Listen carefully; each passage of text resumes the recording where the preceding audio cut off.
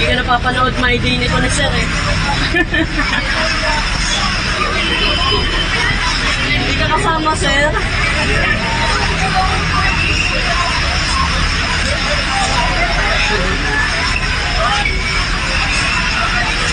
Ay ma'am.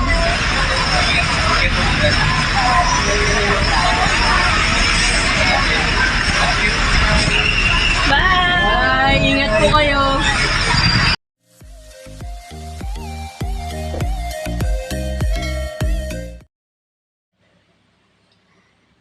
May panibagong pasabog ngayon ang Bia Alonzo and Dominic Roque nagkabalikan nga ba?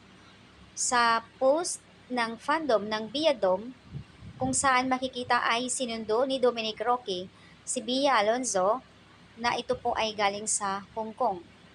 Hinala ng karamihan na ito ay hindi pa hiwalay, nag-usap lang sila sa kanilang na hindi matutuloy ang kasal pero still sila pa rin.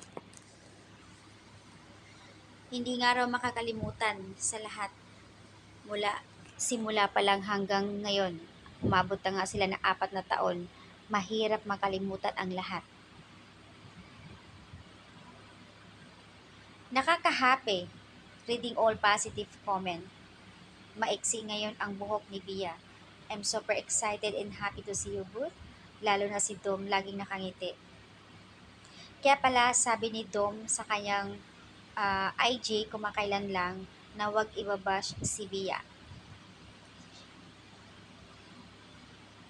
Tanong ng karamihan kung bago lang itong video, samantala ayon sa admin ay bago lang.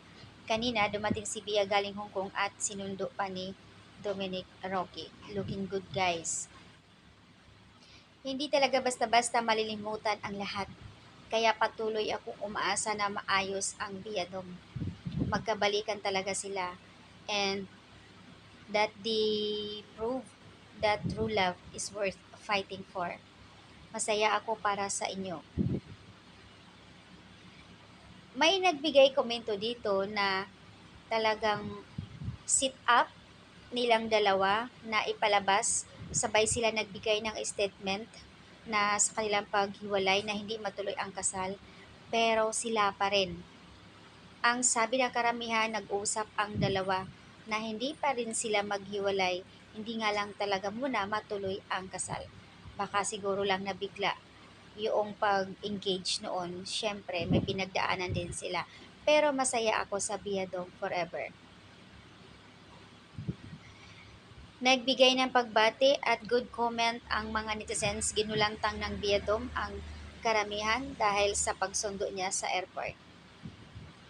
Hindi naman basta-basta raw magsundo si Dom kung walang approval or kung hindi sila nag-usap. At syempre, masaya na tayo doon na nakita natin na sinundo ni Dom si Bia. O diba? So nagtatanong yung iba kung bagong video. Sabi naman ng admin, bago lang yan, kanina lang yan. Kaya masaya ang mga Bia fans nang makita itong video na ito.